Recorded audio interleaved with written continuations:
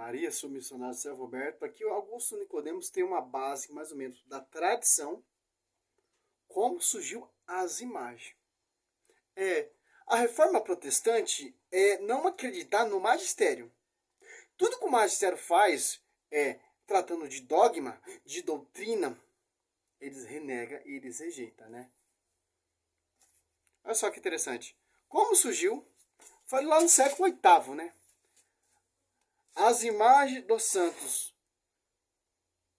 do catolicismo, né? Augusto Nicodemos explica. Olha só, eu vou refutar ele com a própria pregação e próprio estudo dele. As imagens e pinturas, elas foram introduzidas na igreja para evangelizar os analfabetos. A pergunta era, como é que nós vamos evangelizar essas massas que estão entrando na igreja, né? Se o pessoal é tudo analfabeto, lembra que naquela época o índice de analfabetismo era gigantesco, né? O pessoal que sabia ler era 1%, né? 2% da população. Então, como vamos evangelizar? Aqui é simples. Se o pessoal é analfabeto, como o pessoal vai entender a Bíblia? Como a igreja ela é sábia? A igreja ensinava através de pintura.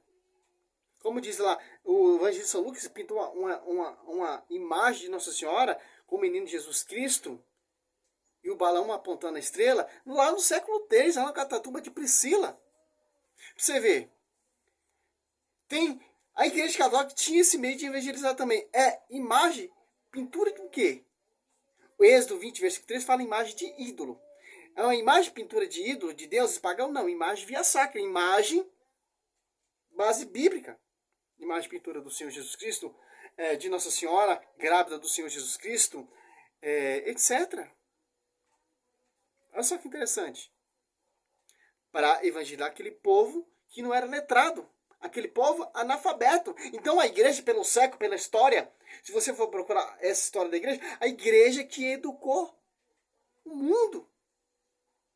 Interessante.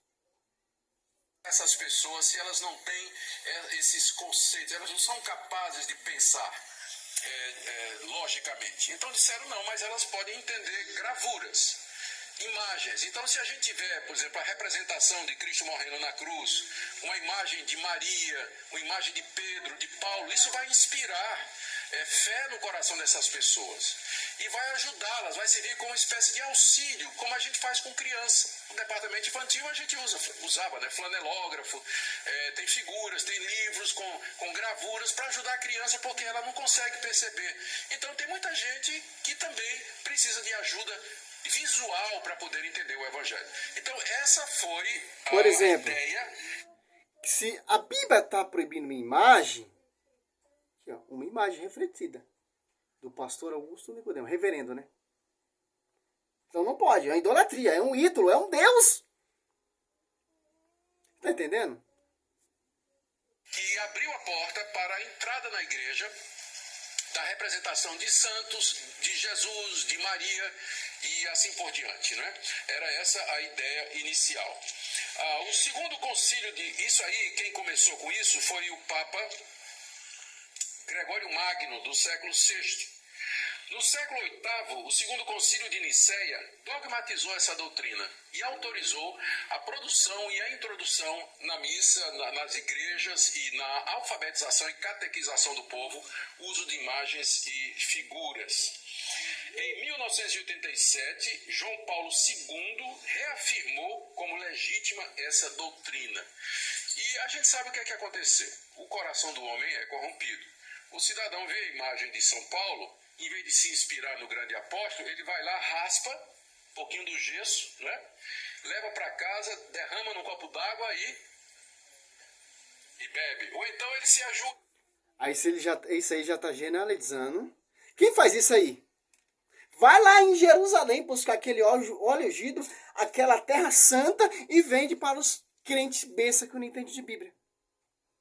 Quando a gente olhamos uma imagem de João Batista ou de apóstolo Paulo, nós inspiramos e vamos ser imitador dele. Posso falar em 1 Coríntios 11:1. Seja meu imitador como sou imitador de Cristo. Em Gálatas 3:1, o apóstolo Paulo pregava a imagem do Cristo crucificado. Agora, vamos, base bíblica. Citou aí os cursilhos, lá no século II, depois no século VIII, se eu não me engano, depois o Papa João Paulo II relembrou e afirmou e bateu o martelo. Mas, por que a igreja reconheceu? Porque lá no nosso primeiro cristãos, judeus, etc., lá no tabernáculo Êxodo 25, Deus manda fazer o tabernáculo, aquela tenda, e coloca a arca da aliança, que é a presença de Deus, que tem duas imagens, dois querubins, certo? Êxodo 25:18, Deus manda Moisés fazer a imagem, dois querubins. E Josué 7:6 prostou diante dessa imagem Josué e o ancião. Interessante. Em 1 Reis 6, do 22 ao 35, o templo do rei Salomão tinha figura gravada tanto por dentro, tanto por fora, os pisos. E lá no Debi, lugar mais santíssimo, foi introduzida a Arca da Aliança. E também lá dentro tinha querubins antigamente desenhados. Êxodo 26:1. A cortina do tabernáculo da tenda ali tinha querubins antigamente bordados. E no templo do rei Salomão tinha querubins antigamente desenhados nas paredes. Em Ezequiel 41, como a tradição católica ela é rica, obedece à Escritura. Interessante. Quem entrava no templo do rei Salomão naquela época, Cristo passeou nesse templo em João 10:23, os apóstolos congregavam nesse templo em Atos Apóstolos 3, onde Pedro fez o primeiro milagre, o prodígio, onde o povo olhava dentro daquele templo do rei Salomão, ficava admirado, impressionado com aquela arte que Deus mandou fazer. Tanto que em Mateus 24:24, os apóstolos eles se admiram.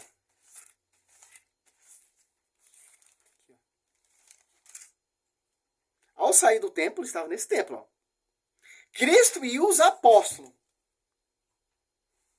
Ao sair do templo, o discípulo aproximaram-se de Jesus e fez apreciar as construções. Olha só. Cara. Aqui. Mateus 24:1. Ao sair do templo, os discípulos aproximaram-se de Jesus e fizeram apreciar a construção. Olha só. Então, os discípulos e Jesus estavam nesse templo. E admirava a construção. Que construção é essa? De acordo com a Bíblia, segue com a tradição. Nos seus cursilhos, pelo meio de alfabetizar as pessoas que não eram letradas, as pessoas que não sabiam ler. E a igreja rica desenhava Cristo sendo crucificado, a imagem de Nossa Senhora, para as pessoas entender que está na Bíblia. Diferença. É uma imagem de Deus? É uma imagem de ídolo? Não, são imagens via sacra, imagem íncone, que te leva para o caminho da verdade. Que te traz a salvação. Interessante. Olha só, Ezequiel 41. Então, já fecha a pregação. O que ele já fala aí, já está indo contra o magistério. Contra a tradição velho testamentário e a tradição da igreja. E Gálatas 3:1, Cristo, o apóstolo Paulo apresentava a imagem, pregava a imagem do Cristo crucificado. Oi, nego. Vai estar aqui trabalhando. Já vou. Esse aqui é 41. Dá um pause aqui que o menino tá precisando de mim, tá? Espera aí, povo. Continuando o vídeo, né? Engraçado. Os protestantes, o foco deles é perseguir a igreja. Olha lá nos primeiros séculos, aí, dos primeiros cristãos ali, ó. Do comecinho, quando tinha o templo. Olha só como que era. Tinha figura desenhada. Então, que o concílio fizeram, que o Papa fizeram, que o Papa provou, de acordo com base bíblica, porque todos os concílios, todos os dogmas, é base bíblica. Que interessante. Protestante tem um dogma também, somente a escritura, somente a fé, 2 dogmas, né? Oi, nego. Tá, o pai já vai terminar aqui e procurar, tá? Espera, o pai tá trabalhando aqui, né? Olha só. Ezequiel 41, 17. Acima da porta, no interior e no exterior do templo, e por toda a parede, em redor, por dentro e por fora, tudo estava coberto de figuras, ó. Querubins e palmas. Uma palmas entre dois querubins. Os querubins tinham as duas faces, uma figura humana, de um lado voltado para uma das palmeiras, e uma face de leão voltada para outra palmeira, do outro lado, esculpida em relevo, toda a volta do templo, desde o piso até acima da porta. Havia representações de querubins e palmeiras, assim como na parede do templo. A porta do templo era de ângulo reto diante do santuário. Havia umas coisas com uma altura de madeira, altar de madeira. Sua altura era de 3 covados e 4, enquanto a largura era de 2 covados. Havia ângulo protuberante. Sua base e as suas paredes eram de madeira. Disse o homem: é aqui a mesa que está diante do Senhor. O templo do Santo, 23, ó. Tinha cada uma porta, e cada porta era de 2 batentes, que tinha 2 bandeiras para cada batente. Assim como na paredes, querubins, palmeiras, eram figuradas nas portas do templo e na faixa do vestíbulo, e no exterior havia um anteparo de madeira. Olha só, agora você cata aqui o vídeo, volta um pouquinho, como ele tá mentindo. Aqui, ó. Como esses caras é mentiroso. O que a igreja fez? Dando continuação à tradição. O magistério vamos de Bíblia, né? Cara, esse celularzinho aqui, meu, novinho, ó.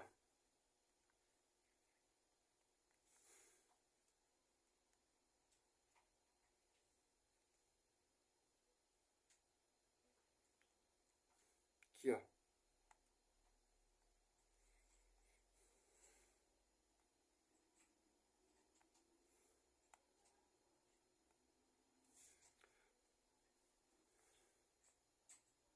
Então, pausa aqui, vai ficar muito grande. Agora a gente vai pegar ele na mentira, porque todo cursilho, todo dogma é licenciado na escritura. De Maria e assim por diante, né? Era essa a ideia inicial. O segundo concílio isso aí, quem começou com isso foi o Papa Gregório Magno, do século VI. No século VIII, o segundo concílio de Nicéia. Gregório Magno, lá do século VI, tá fazendo que tá de acordo, base biblicamente, que eu mostrei aqui, ó. O templo tinha figuras desenhadas de leões, de bois, de querubins. 1 Reis 7, 25, 12 bois. 1 Reis 7, 29, tinha imagem de bois, de leões e querubins. Aqui, ó. Esse Papa tá de parabéns, porque tá certinho com a tradição e com a escritura. Lá no segundo século, né? Agora, lá no século VIII, olha só.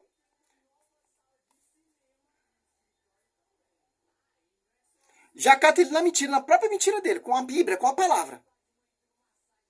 No século VIII, o segundo concílio de Nicéia dogmatizou essa doutrina e autorizou a produção e a introdução na missa, nas igrejas e na alfabetização. Tinha o que ali no templo, na igreja, ali no tabernáculo, no templo do rei Salomão, na igreja, imagem. Lá no século II, Gregório Magno, certo? E agora, no século VIII, teve um cursilho para confirmar que a escritura está certa. Que nós católicos usamos a escritura. Que os cursilhos, que os papas estão certos, de acordo com a escritura. E já o protestantismo está fora e desacordo com a escritura. Catequização do povo, uso de imagens e figuras.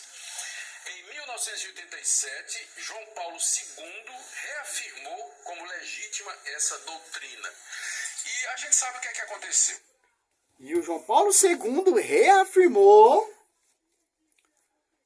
para engrandecer a igreja, porque a igreja, a verdade será conhecida pela igreja, Efésios 3:10, divina identidade da sabedoria será conhecida pela igreja, 1 Timóteo 3:15, que ela é o baluarte da verdade, que tem um pastoreio sobre o Pedro de Firme Igreja, que tem um cursinho em Atos Apóstolos 15, lá do 1 em 14 diante, para mostrar de acordo com a escritura. Lá no século II, Gregório Magno, no século VIII, cursinho do século VIII, e o Papa João Paulo II, saudoso João Paulo II, reafirma que é dogma de fé.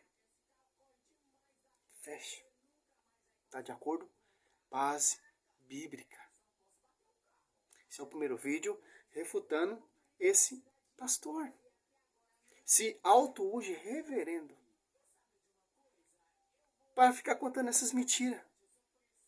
Me mostra versículo bíblico. Ele não vai mostrar.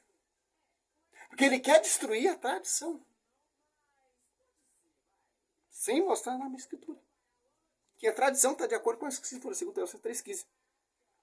Interessante. E a Patrícia também está certa. José Cesareia ali. Os apóstolos seguiam a tradição. O sucessor dos apóstolos, né? São Policarpo, São Irineu. Evangelista de São Marcos, Evangelista de São Lucas, Lucas 1 e 2, 1 e 2, 3, 4, 5. Para escrever o livro de São Lucas, vai lá na tradição fundo pesquisar. Salve Maria, sou missionário São Roberto.